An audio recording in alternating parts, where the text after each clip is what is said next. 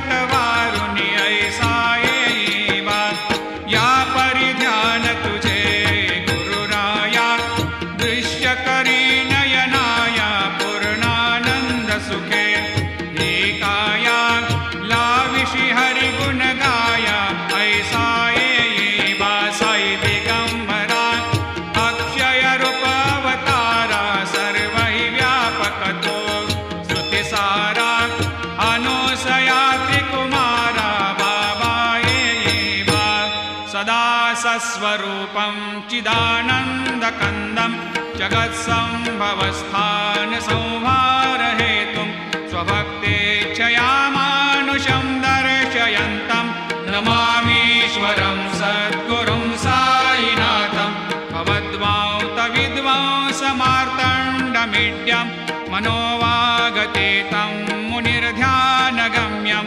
जगद्व्यापकं निर्मलं निर्गुणत्वां नमामीश्वरं सद्गुरुं साईनाथं भवाम्भोधिमग्नार्दितानां जनानां स्वपादाश्रितानां स्वभक्तिप्रियाणां समुद्धारणार्थं कलौ सम्भवन्तं नमामीश्वरं सद्गुरुं साईनाथं सदा निम्बवृक्षस्य मूलाधिवासात् सुधास्राविणं तेक्तमप्यप्रियन्तं तरुं कल्पवृक्षाधिकं साधयन्तं नमामीश्वरं सद्गुरुं साईनाथं सदा कल्पवृक्षस्य तस्याधिमूले भवद्भावबुद्ध्या सपर्यादिसेवां नृणां कुर्वतां भोक्तिमुक्तिप्रदन्तं नमामीश्वरं सद्गुरुं साईनाथम्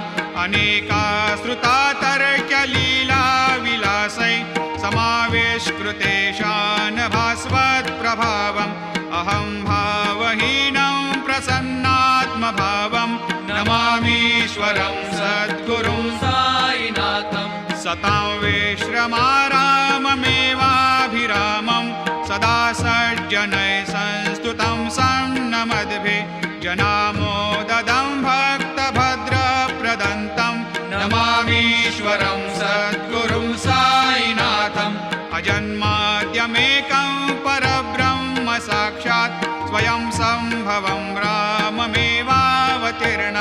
भवद्दर्शनात् सम्पुनीतप्रभोऽहं नमामीश्वरं सद्गुरुं साईनाथम् श्रीसाईश कृपानिधेऽखिलनृणां सर्वार्थसिद्धिप्रदा युष्मत्पादरजप्रभावमतुलं धातापि वक्ता क्षमः सद्भक्त्या शरणं कृताञ्जलिपुट सम्प्रापितोऽस्मि प्रभो श्रीमत्साई परेशपादकमलान् न्यान्यच्छरण्यं मम सायिरूपधर रागोत्तमं भक्तकामविबुधद्रुमं प्रभुं माययोपहतचित्तशुद्धये चिन्तयाम्यमर्निशं मुदा शरत्सुधांशो प्रतिमं प्रकाशं कृपातपत्रं तव साईनाथ त्वदीयपादाब्जसमाश्रितानां स्वच्छायया तापमपाकरोतु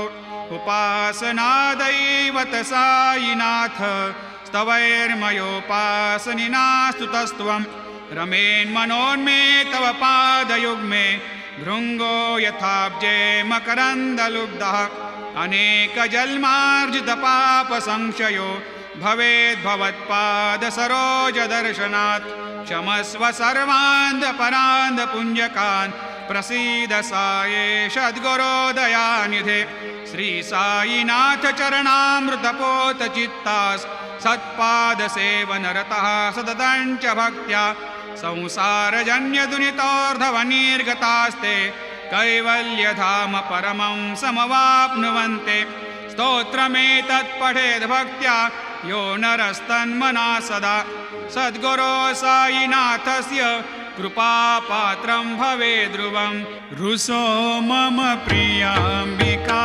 मजवरी पिता हि रुसो मम प्रियाङ्गना प्रियसुतात्मजा हि रुसो भगिनी बन्धु हि श्वशुरसासुबाई